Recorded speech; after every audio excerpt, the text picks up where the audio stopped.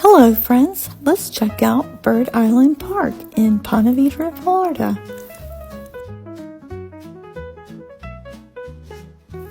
This beautiful park is conveniently located on A1A behind the Ponte Vedra Branch Library.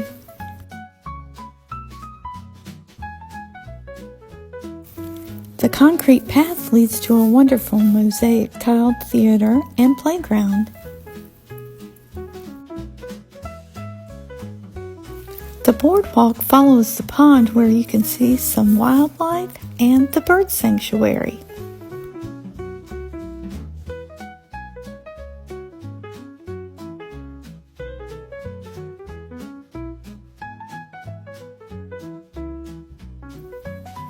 Another cool feature is the 3-foot hedge turtle-shaped maze where kids can get lost while their parents can easily see them.